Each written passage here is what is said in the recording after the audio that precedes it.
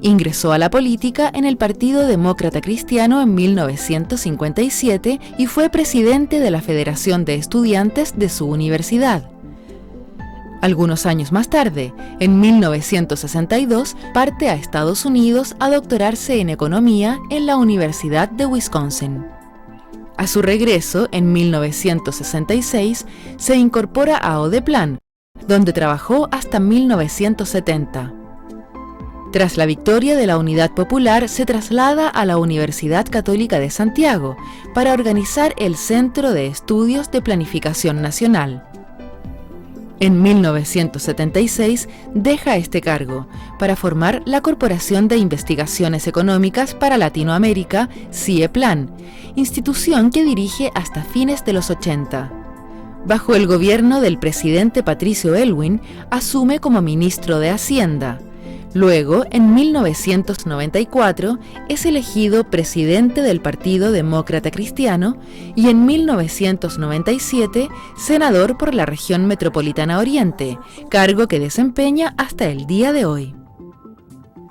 Alejandro, mucho gusto tenerte en el programa Cita con la Historia, en este nuevo ciclo, donde centraremos la atención en el tema de la transición. Sin embargo, me gustaría ir un poco hacia atrás.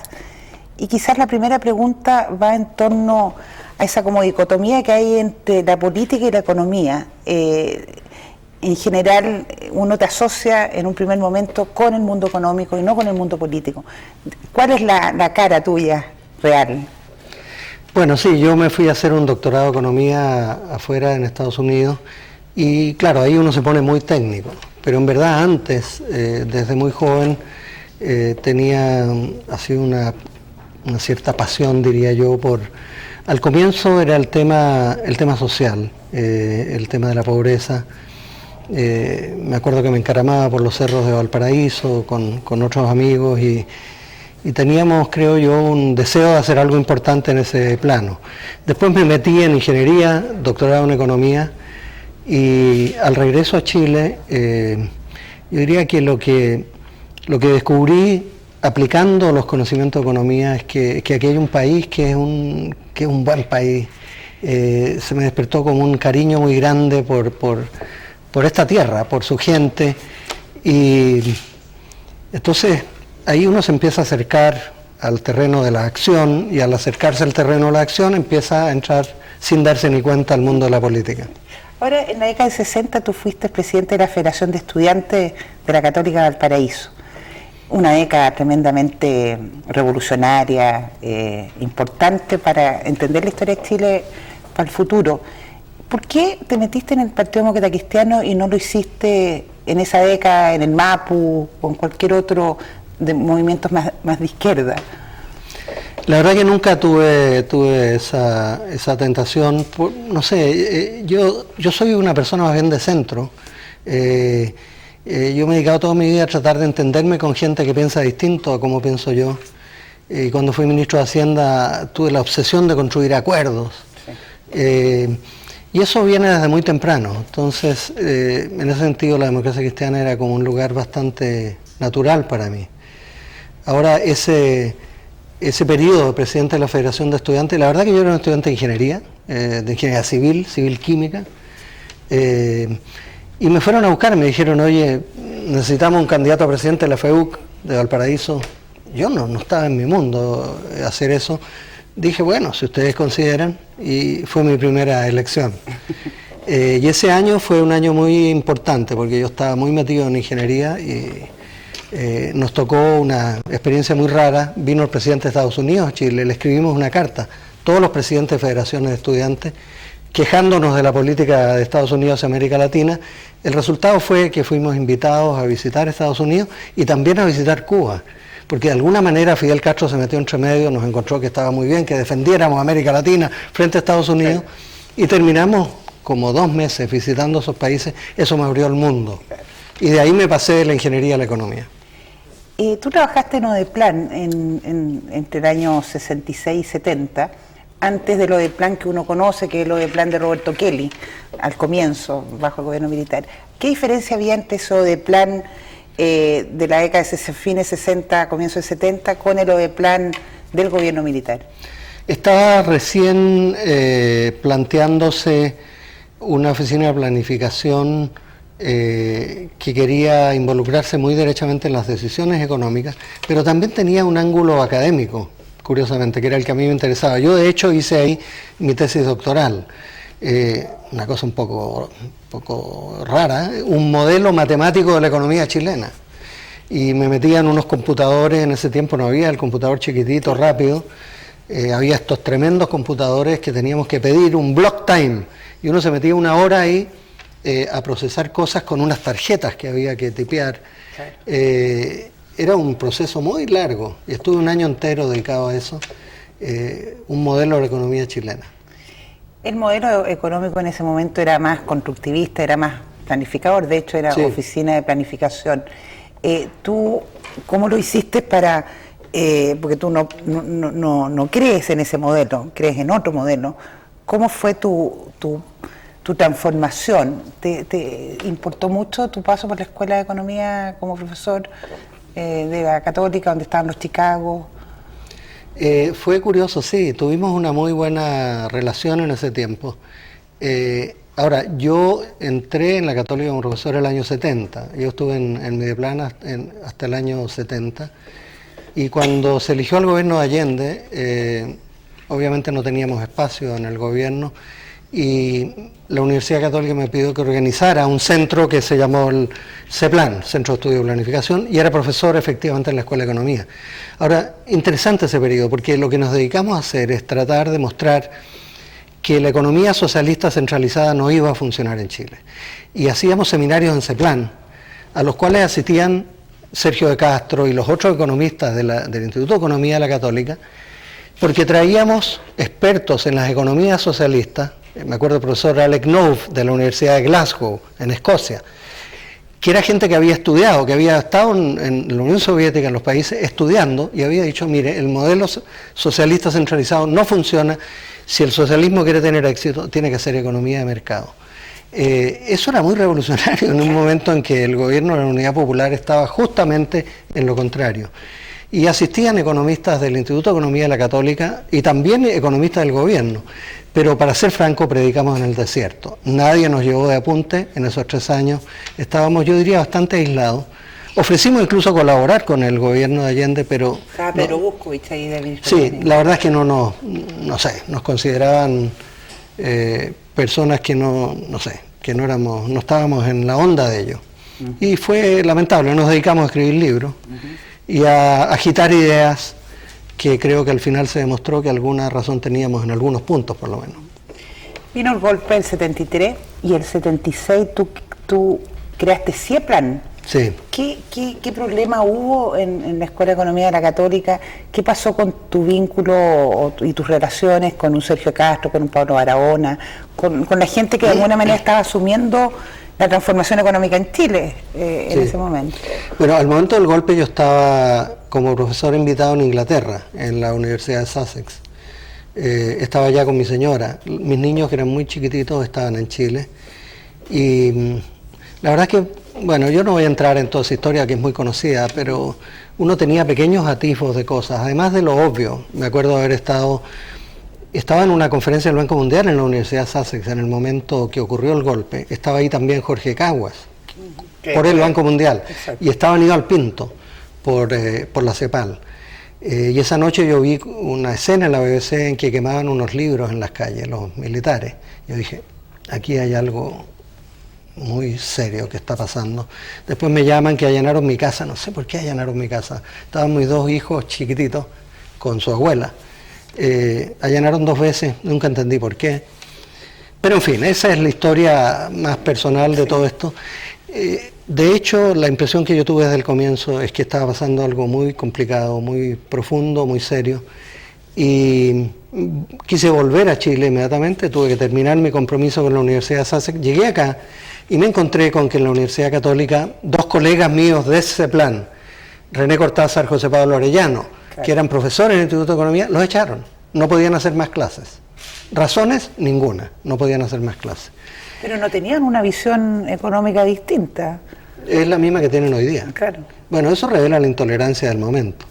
Y después yo me tuve que enfrentar con el rector Suet, que era un almirante que estaba de rector designado en la Católica, porque estaban en un plan de despedir muchos profesores. Y la razón, según se había esgrimido, era económica, se le estaba cortando plata en la universidad. Yo obtuve información del Ministerio de Hacienda de que no se le iba a cortar esa plata ese año, de una pelea en el Consejo Superior, diciendo no se justifica echar a toda esta gente. El rector se enojó mucho conmigo, me dijo: señor, usted ha venido aquí a poner una bomba en la universidad, esta bomba le va a explotar en la cara. Con lo cual me sentí obviamente notificado de que nos iban a echar. Comencé a trabajar, a conseguir recursos para establecernos como un centro independiente. Obtuvimos apoyo de la Fundación Ford y de otras fundaciones, y en un momento determinado, como no podíamos hacer clase y como las señales eran obvias que no nos querían en la universidad, un día fui a ver al rector Suet y le dije: rector, lo siento mucho, yo considero que no hay condiciones de libertad académica en la universidad y el día de mañana nos vamos. Y nos fuimos todos, los investigadores, los secretarias, los auxiliares, y quedó el lugar donde estábamos instalados, en el Campo Oriente, que se llama, nosotros le llamábamos el Submarino Amarillo, porque era un local así entero pintado de un color amarillo, y de un día para otro nos fuimos a instalarnos como un centro independiente que se llamó CIEPLAN. Lo digo esto sin ningún rencor, sí. Pero fue parte de un proceso, es la parte que nos tocó vivir a nosotros, y ahí comenzamos a trabajar para ayudar a terminar con la intolerancia y a construir ayudar a la reconciliación. ¿Se puede decir que, pensando históricamente, que ahí está la base de lo que tú vas a hacer en el Ministerio de Hacienda con Elwin, o estaba muy lejano para ti y para ustedes en CIEPLAN generar un programa económico para un gobierno futuro? Nosotros llegamos primero simplemente con un instinto de supervivencia, es decir, bueno, aquí hay un grupo de gente, el 90% de la gente que estaba en la Católica, en CIEPLAN, tenían doctorados en economía de las mejores universidades norteamericanas o de Inglaterra, y nos preocupaba que toda esta gente terminara en organismos internacionales, etcétera. A mí mismo me ofrecieron un muy alto cargo en el Banco Mundial. Sí. McNamara, que era presidente del Banco Mundial, me llamó un día y me ofreció un cargo con un tremendo sueldo. Yo dije: no, hay que estar en el país, hay que hacer una contribución aquí. Y eso era lo primero. Y después empezar a pensar. Y cuando uno se pone a pensar y se pone a escribir, bueno, al principio la verdad parece raro acordarse de eso ahora, pero el primer libro que escribimos en CIEPLAN, de nuevo, sin ningún rencor, pero el primer libro era un libro mío, lo mandé al Diego Portales, porque ahí había una oficina que censuraba las publicaciones. Nunca me lo devolvieron. Hasta el día de hoy no sé qué no les gustó de ese libro para que no pudiera ser publicado. El segundo libro alcanzó a ponerse en librerías, duró 24 horas, fue requisado masivamente en una operación que no sé quién la determinó. Si uno lee esos libros hoy día, uno dice: ¿pero cómo? ¿Qué pasaba? Bueno, pero en fin, más allá de eso, cuando uno se pone a reflexionar, estuvimos como 3 años escribiendo cosas que no leía nadie. Escribíamos, guardábamos lo que escribíamos, guardábamos. Al final uno se empieza a preguntar cuestiones más de fondo. ¿Qué nos pasa en este país? ¿Por qué no nos podemos entender? ¿Por qué no podemos dialogar? Y uno sale de la trinchera y dice: voy a tratar de entender a los otros. Y ahí empezamos a construir la idea muy simple, que un país hay que pensarlo entre todos, hay que trabajarlo entre todos, hay que construirlo entre todos. Y de ahí salió la obsesión de los consensos, que después fue una característica del gobierno de Elwin. ¿Te ayudó a tener esta mirada más consensual, menos rencorosa, diría yo, tener un papá marino?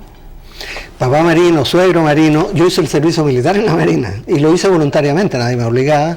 Todo lo contrario, yo podría, como la inmensa mayoría de los que estábamos estudiando en la universidad, sobre todo Universidad Católica, habernos capeado eso. Decidí hacerlo porque yo estaba muy orgulloso de lo que había hecho mi padre. En la familia de mi padre había varios marinos. De hecho, en realidad, perdón si soy muy latero, pero mi bisabuelo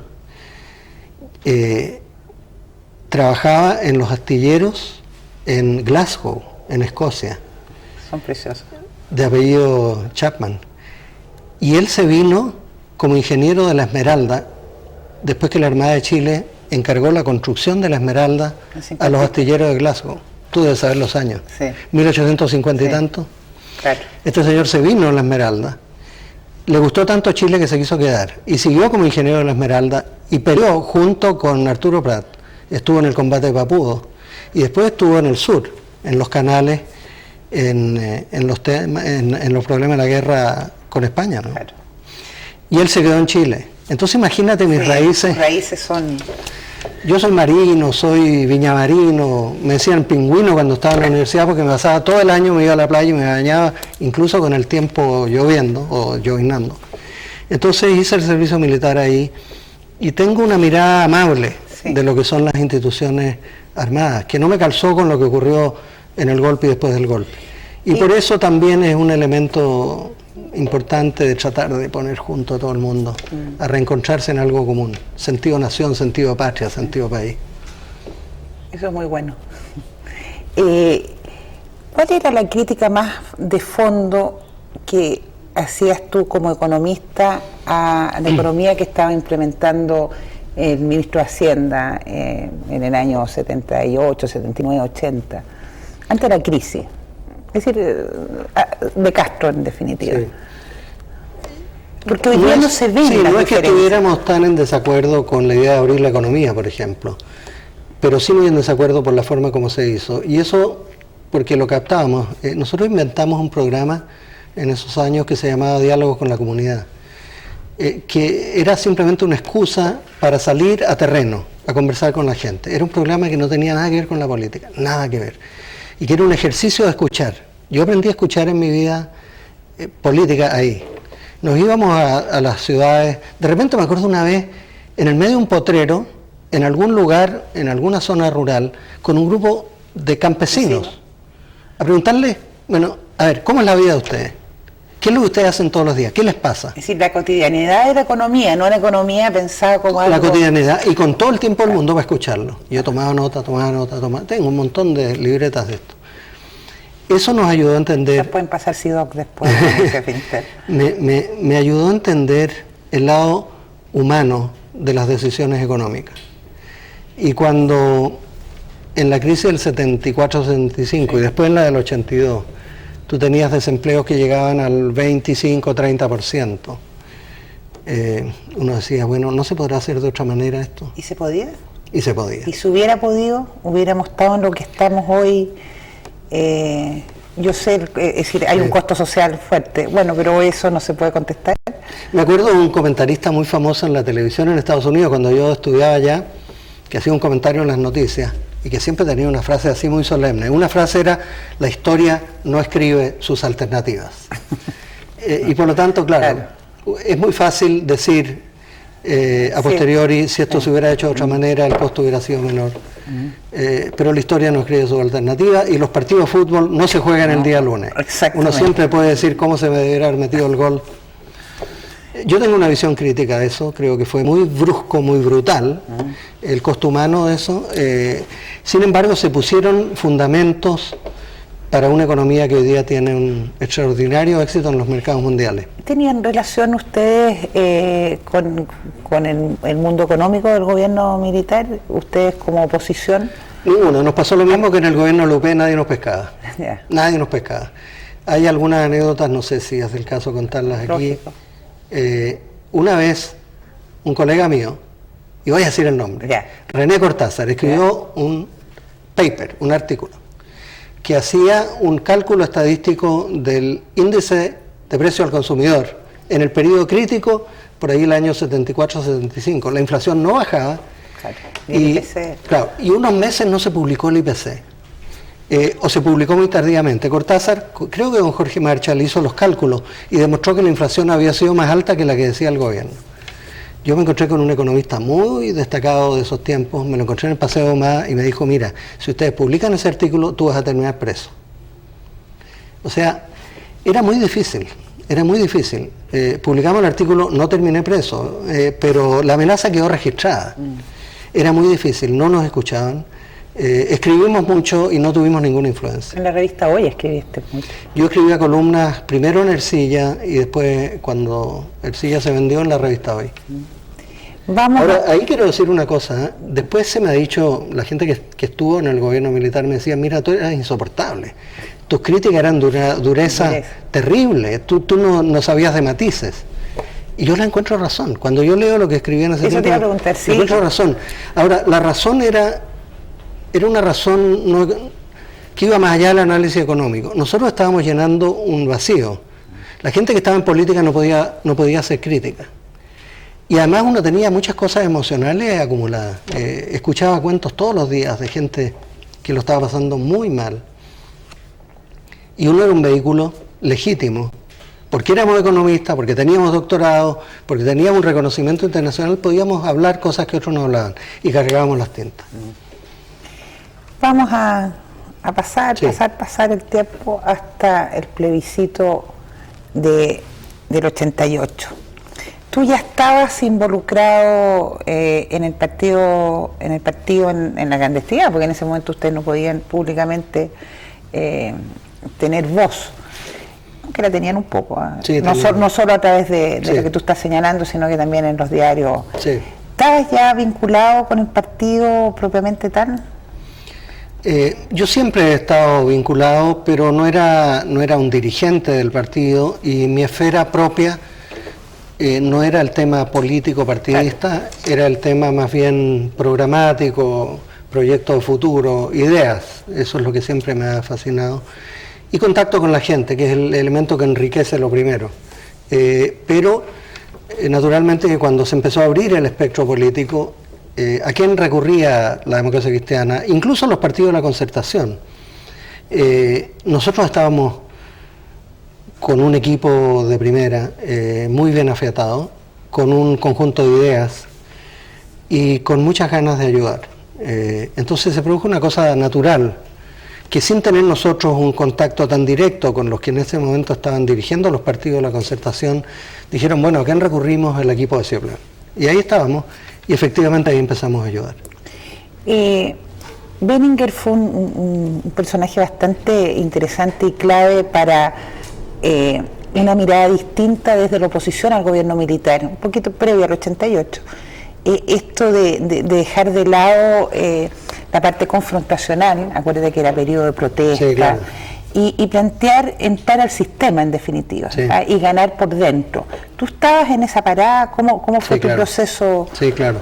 Benninger y Aylwin, entre paréntesis, Patricio Aylwin se la jugó mucho en esa dirección. Ahora, yo trabajé mucho también con Gabriel Valdés, que en otro momento más duro jugó un rol muy fundamental, un poco olvidado ahora. Pero era de una mirada más dura en esa época. Sí, claro, porque los tiempos también eran, a él le tocó el tiempo de las protestas, el tiempo de la crisis económica, con la producción cayendo 25% en 2 años. Eran tiempos muy difíciles. Sí, Edgardo Benninger ha sido un gran amigo mío. El gobierno de Aylwin, como yo digo, jugamos de memoria los dos. Para un ministro de Hacienda, tener una persona de la lealtad, la inteligencia, el talento y la capacidad de construir acuerdos de Benninger es un lujo.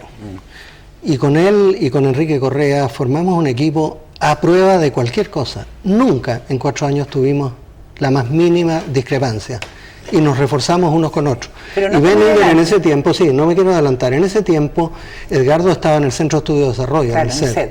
Yo estaba en Cioplan y ahí empezamos a trabajar juntos. Ahora, lo que Edgardo hacía en forma superlativa era capacidad de convocar gente de los dos lados, incluyendo militares, que empezaron a llegar a dialogar de verdad con los que habíamos estado en la oposición. Ahí lo que me interesa es preguntarte, más allá de tu rol en el plebiscito propiamente tal, que yo creo que era la parte técnica, la parte de programación propiamente tal, pero ¿cómo te entiendes con el mundo socialista? Porque tienen una visión de la economía, tenían una visión distinta. ¿Cómo se logra ese acuerdo para formar lo que va a ser a futuro la Concertación y el gobierno de Aylwin? Porque son dos visiones distintas, sí. Eran dos visiones distintas. Bueno, yo diría que había un elemento común, te lo grafico de la siguiente manera. La primera vez que yo pude ir a la televisión, en los 17 años del gobierno del general Pinochet, fue cuando se abrió la discusión para el plebiscito. Y hubo un primer programa en que fuimos un grupo de la Democracia Cristiana, De encabezado cara al por Patricio Aylwin, de cara al país. Y yo fui como la persona que está en el tema programático, y me tocó hacer un cierto desafío, no al nivel de lo que hizo Lagos, que tuvo la repercusión de Lagos, que fue el dedo, pero yo dije ahí en televisión, apoyándome en un estudio de Felipe Larraín, economista de la Católica, y lo dije así mirando a la cámara, que quería decirle al gobierno que en Chile había más de 5 millones de pobres. Eso causó un impacto fuerte. De hecho, me llamaron del gobierno en un tono muy amenazante, pero en fin, esa es otra historia. Lo que quiero decir es que en ese tema teníamos una sensibilidad común, por cierto, con los otros partidos de la Concertación. Teníamos diferencias económicas, y cuando hubo que hacer el programa, sí, tuvimos unas peleas fuertes, algunas de las cuales no trascendieron adecuadamente. Cuéntame una. Te cuento una. Yo era el jefe de todo el equipo de programa de la Concertación, y teníamos un buen número de equipos de trabajo. Y habíamos definido como algunas líneas fundamentales de definición, que para nosotros eran muy importantes, porque eran las que daban seguridad y confianza, sobre todo a los que estaban fuera, al sector privado, a la gente que iba a tener que hacer las decisiones de inversión. Y hubo un momento en que estaba yo dirigiendo una reunión y me llega una carta, firmada por algunos dirigentes muy connotados de del Partido Socialista, 3 dirigentes, no voy a decir los nombres por ahora, diciendo que ellos no están de acuerdo con el enfoque, que este es un enfoque reformista gusto nada, y que por lo tanto ellos exigen tal y tal y tal punto, que cambiaba un poco el tono de lo que estábamos haciendo. Yo recibí esto, pedí hablar con estas personas, les dije, les quiero avisar que si esta es la posición, yo en este momento declaro interrumpidas las sesiones, se levantan los equipos programáticos de la Concertación y no siguen funcionando. Y efectivamente lo hicimos así, y el impasse duró 2 semanas. Esto sin conocimiento público de lo que estaba pasando. Claro, no, esto lo hicimos entre nosotros. Se produjo un quiebre, y después de las 2 semanas, una de esas personas, con muy buen sentido, que yo agradezco hasta el día de hoy, me dijo, mira Alejandro, sentémonos los dos en privado, conversemos los temas y pongámonos de acuerdo.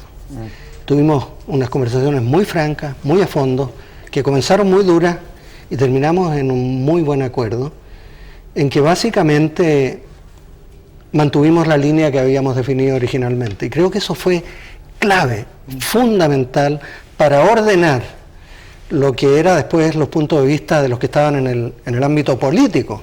Si nosotros hubiéramos dejado sin una definición clara hacia dónde iba a ir el tema económico en el primer gobierno de la Concertación, podríamos haber terminado en una situación bastante caótica. Te quiero hacer una pregunta, don Patricio, por su edad, por su pasado en la democracia cristiana, con una mirada también económica de ese periodo. Acuérdate que antes del 75 en Chile esta economía planificada, el estatismo es parte, digamos, de la izquierda a la derecha de todo el mundo. Claro. ¿Cómo logras tú convencer a don Patricio de que el sistema económico que hay que implementar en un futuro gobierno, porque él está ya liderando, es el que tú sientes como más correcto? Tengo la idea, porque él ha señalado cosas como el mercado es cruel. No es una persona que ha estado 100% con la economía de libre mercado. Sí, pero más allá de eso hay que acordarse que Patricio Aylwin es y fue una figura convocante para construir unidad en el país. Yo creo que eso es lo que define más a fondo su gestión como presidente de la República. Ahora, él tuvo la generosidad, la flexibilidad, hizo una confianza en nosotros enorme. Porque es verdad, yo creo que él en el estómago pensaba el mercado es cruel. Y sin embargo, a mí por lo menos, me dio su total respaldo, 4 años en todas las ocasiones. Y yo estoy seguro que algunas de las cosas que yo le decía, presidente, yo creo que hay que hacer esto, yo estoy seguro que el instinto de él le decía hay que hacer lo contrario. Y sin embargo siempre hizo confianza. Yo en cada una de esas decisiones, también es cierto, conté con el respaldo de Edgardo Benninger y de Enrique Correa. Pero como digo, este fue un proceso, y en la medida en que fuimos mostrando resultados, yo creo que el presidente Aylwin se fue convenciendo que estábamos en el camino correcto. Fíjate que al final este era un gobierno que entró con expectativas muy bajas. Yo, si te cuento rápidamente dos anécdotas, súper rápido. Yo era muy amigo de Rudy Dornbush, profesor muy famoso del MIT, Instituto Tecnológico de Massachusetts, de Chicago, muy respetado en todo el mundo. El día que fui designado por Patricio Aylwin, Rudy Dornbush, yo había estado en MIT, me manda un fax que dice: te felicito, Alejandro, por favor no la embarres. Yeah.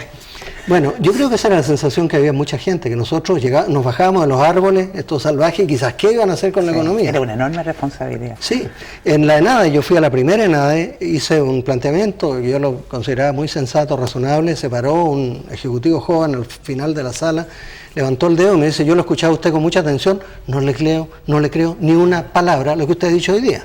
Así llegamos al gobierno.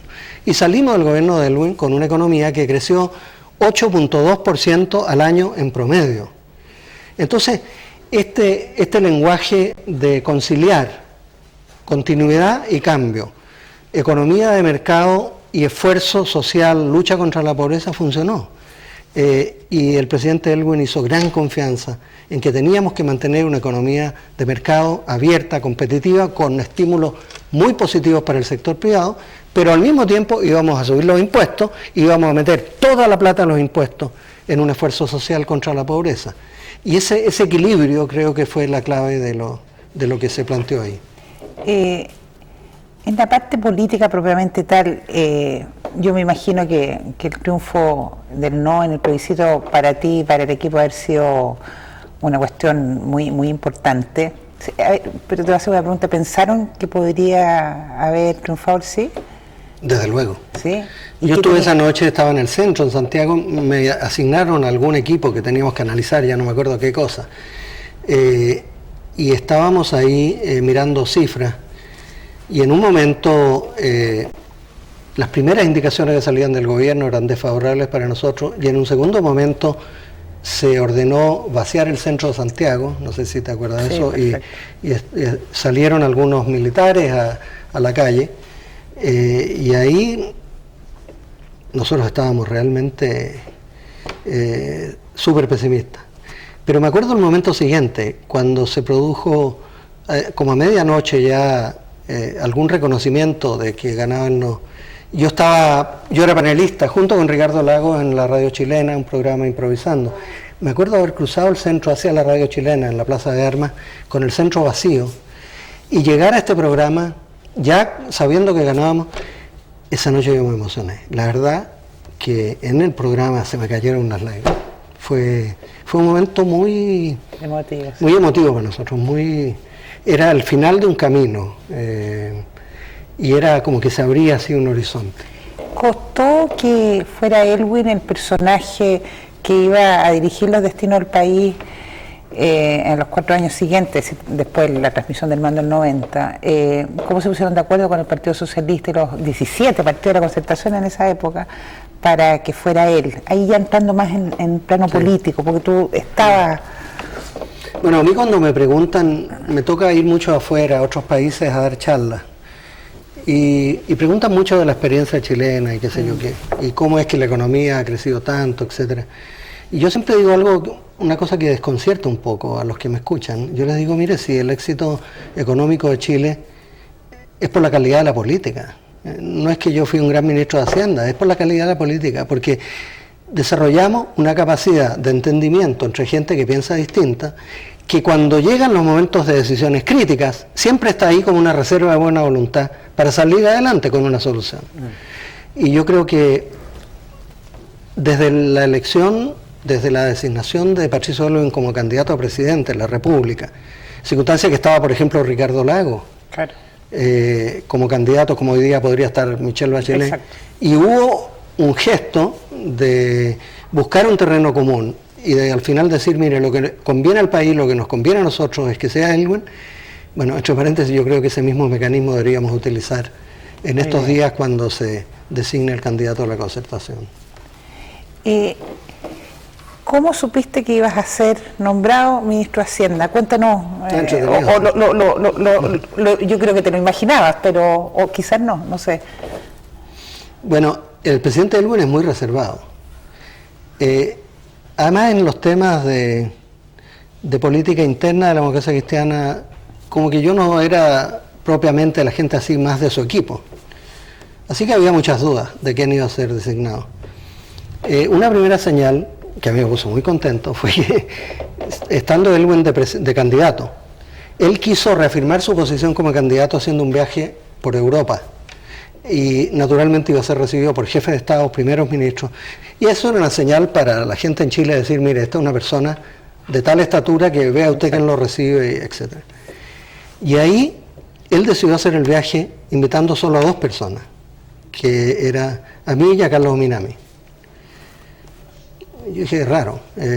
Bueno, hicimos el viaje completo, anduvo todo muy bien, y al final del viaje yo me iba a quedar una semana en España, estábamos en Madrid, el presidente Aylwin subiéndose al avión de regreso a Chile, yo me iba a quedar unos días ahí descansando, y en el momento que él se sube, se comienza a subir al avión, yo me despido, hasta luego don Patricio, y me dice, hasta luego ministro.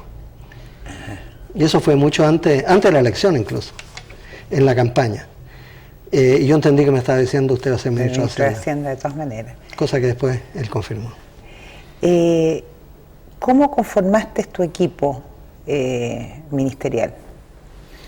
Bueno, primero un buen entendimiento político con el Partido Socialista, el PPD, el Partido Radical. Ellos hicieron mucha confianza en mí. La verdad que yo tuve manga ancha para muchas designaciones. ¿Podías nombrar al subsecretario tú o tenía que ser poteado? Bueno, todo obviamente era decisión del presidente, Aylwin, pero el presidente fue súper generoso en escuchar, y no solo escuchar, sino que en general estar muy de acuerdo con lo que planteábamos. Yo conversé mucho de estos temas con Benner y con Correa, obviamente, desde antes de asumir. Y una de las cosas que le pedí al presidente es que en Hacienda no hiciéramos ningún cuoteo. Y de hecho, yo fui ministro con subsecretarios, 2 subsecretarios demócratas cristianos. Pablo Piñera y después Jorge Rodríguez, el actual ministro de Economía. Esto no por sectarismo, sino simplemente... Me imagino por una misma línea. Porque veíamos tan difícil la tarea de encauzar bien la economía con todas estas expectativas disímiles, que queríamos tener un equipo muy afectado desde el comienzo.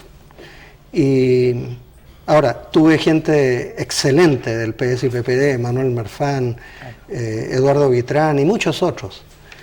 Andrés Velasco, que fue mi jefe de gabinete inicialmente, etcétera. O sea, era un equipo muy transversal, pero no hubo cuoteo. El día de la transmisión del mando, el 10 de marzo creo del 90, claro, esa fue la transmisión del mando, y al día siguiente tienen que haber ustedes jurado como ministro. ¿Qué pasó contigo? Bueno, yo me acuerdo ir caminando, Aylwin estaba, la primera reunión de gabinete, caminando una calle, ya no me acuerdo, una casa en el Barrio Alto, y todos los periodistas afuera, y yo miré las cámaras y fue una sensación así de una inmensa alegría. Ahora, asumió Aylwin, al día siguiente caminé desde La Moneda hasta el Ministerio de Hacienda, al piso 12, subí a la oficina, el escritorio que había ocupado antes Hernán Vigi, en el medio de esta tremenda, solemne sala, me senté en el escritorio vacío, y dije, ¿y qué diablos hago ahora? Realmente no sabía, ¿qué hago? Pesco el teléfono, no tenía nada programado, no había reuniones, ¿qué voy a hacer hoy día? Y así hay un minuto como del pánico escénico que le da a los actores. Después entró Andrés Velasco, gran amigo mío, que estaba ahí de jefe de gabinete, y empezamos a organizar las cosas. Un gran día, no lo voy a olvidar nunca. Yo me imagino que como ministro de Hacienda tenías que enfrentar los problemas del momento, inflación, deuda externa, presupuesto. ¿Hubo información previa en el traspaso de mando, y cuáles fueron las primeras medidas los primeros problemas que tuviste que afrontar? Hubo información y hubo una muy buena actitud. Primero, Carlos Cáceres, A mí me tocó negociar con Carlos Cáceres, él era ministro del Interior, me parece. Sí. Tuvimos que negociar el directorio del Banco Central, en el sentido de que era un Banco Central que por primera vez era autónomo, pero había que considerar a los que llegaban al gobierno. Y ahí acordamos el nombre de Andrés Bianchi como presidente del banco, que fue un gran presidente del banco, y el resto del directorio. Y después estaba Martín Costabal, de ministro de Hacienda subrogante, tuvimos una muy buena relación de transición con él. Eso funcionó realmente muy bien. Igual la dirección del presupuesto hubo ahí plena... José Pablo Arellano, que tengo Sí, José Pablo empezó a trabajar unos días antes con el director del presupuesto. La transición fue muy bien ordenada y no tenemos ninguna queja al respecto. Teníamos sí problemas. La economía estaba sobrecalentada. Para decirlo francamente, en la última fase del gobierno de Pinochet se quiso ganar el plebiscito después de la elección y se gastó en exceso y había un déficit, no déficit fiscal, pero había una presión inflacionaria fuerte, se habían bajado mucho los impuestos y estábamos con una inflación de 30%.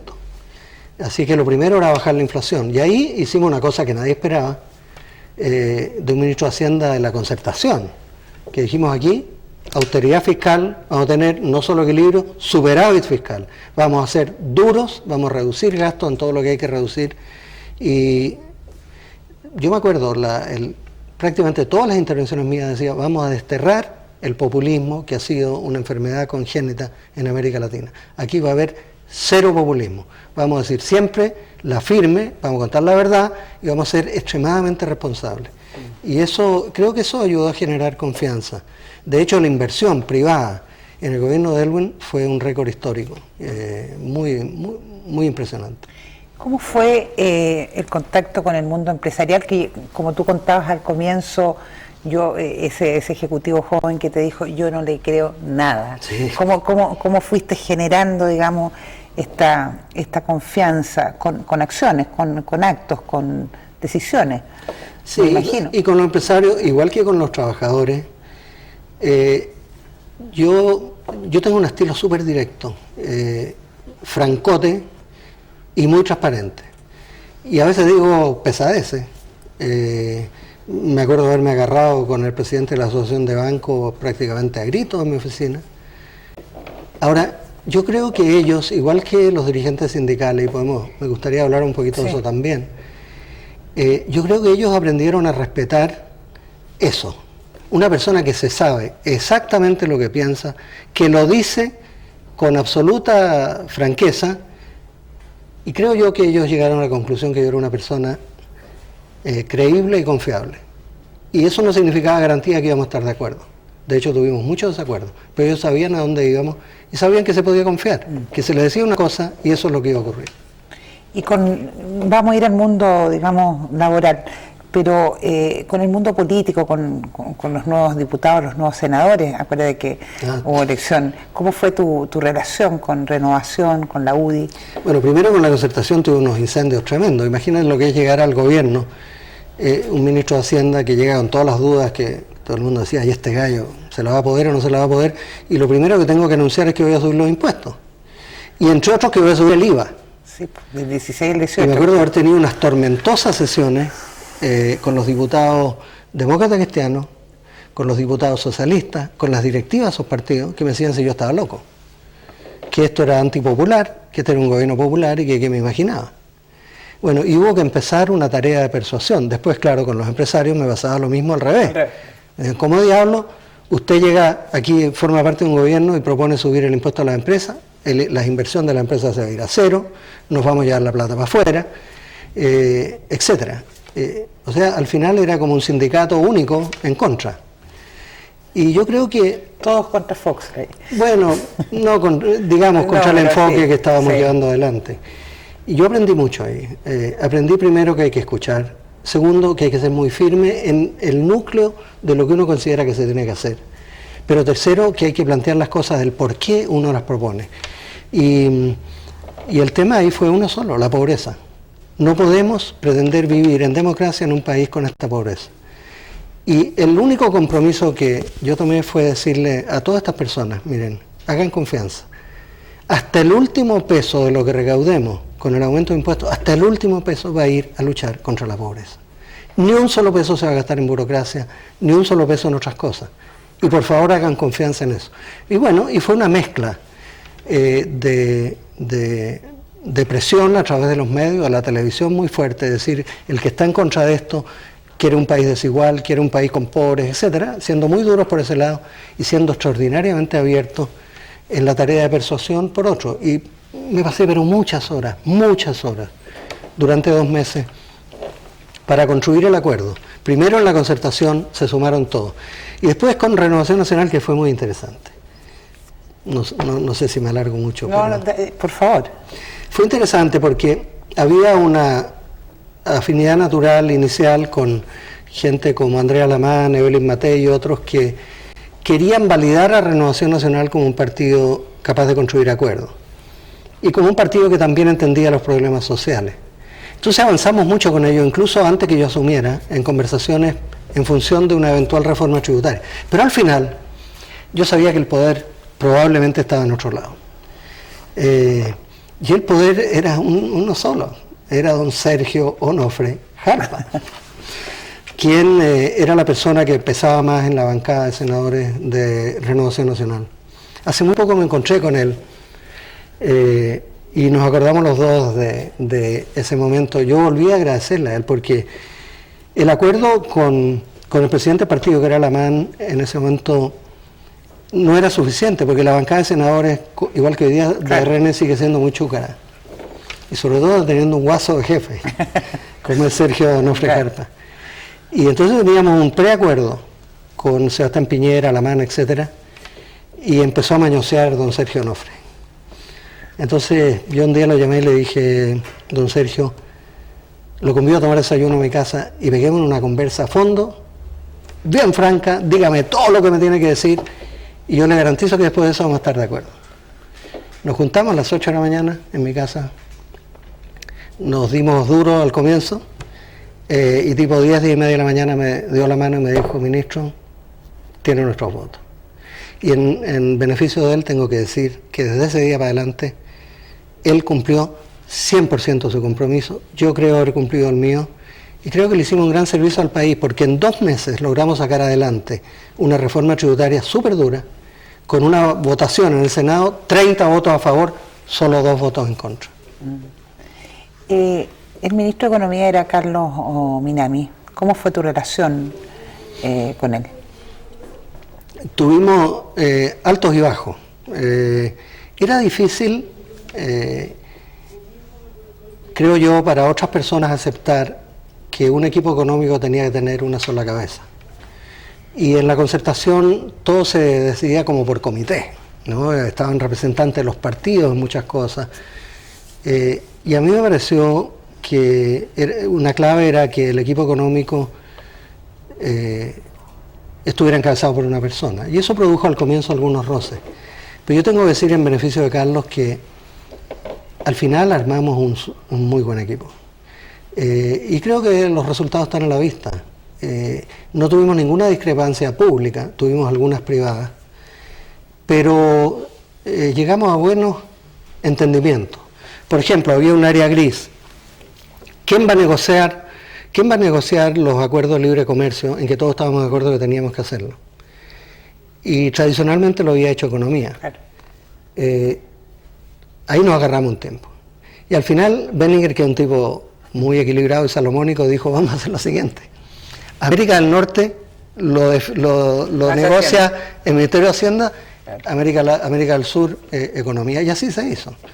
Y Minami llevó adelante el acuerdo con Venezuela, por ejemplo, que fue un muy buen acuerdo que después sirvió para Colombia y otros, y yo inicié las negociaciones con México y Estados Unidos. ¿Puede entenderse tu éxito como ministro de Hacienda sin la transformación económica hecha bajo el gobierno militar? Sin Sergio de Castro, digamos, o sin Pablo Aragona, sin el equipo. La historia no escribe sus alternativas. Pero yo creo que uno puede decir lo mismo por lo demás que yo dije en ese tiempo y que alguna gente de la concertación le provocó una especie de escándalo. Yo siempre dije, nosotros no vamos a partir de cero. Nosotros vamos a aprender la lección en América Latina, si no estamos donde debiéramos estar, es porque siempre estamos negando lo que hizo el que estuvo antes. Y yo siempre dije, estuve en desacuerdo con el gobierno del general Pinochet, estuve en la oposición, hice una oposición dura, pero yo tengo que reconocer que ellos hicieron una obra en lo económico que vamos a respetar. Vamos a hacer continuidad y cambio. Y eso me costó mucho dolor de cabeza y creo que al final fue la intuición correcta. Reconocerle a ellos lo que había sido la obra. En algún momento fue peor todavía, porque hizo un reconocimiento público a Hernán Vigi, que para mucha gente en la Concertación era como el demonio mismo, porque había sido candidato presidencial contra él. Bueno, ahí me sacaron la mugre, me dijeron, ¿cómo se te ocurre? Tú eres un tipo de una ingenuidad política horrible. Yo creo que un buen país se construye, entre otras cosas, con gestos, con actitudes, con generosamente reconocer lo que otros hicieron por el propio país. Esa suma es lo que convierte a un país más o menos en un gran país. Y lo voy a seguir haciendo hasta el último día en que esté en política. Alejandro, ha sido realmente interesante y muy grato conversar contigo hoy día. Espero tenerte nuevamente en un programa como este. Muchas gracias. Ojalá hubiera hartas oportunidades en la televisión en Chile para tener conversaciones en que la gente salga un poquito de la farándula y mire un poquito el hondón del alma de lo que es gente, y creo que de ahí sacaría una visión súper optimista del futuro. Gracias, Alejandro.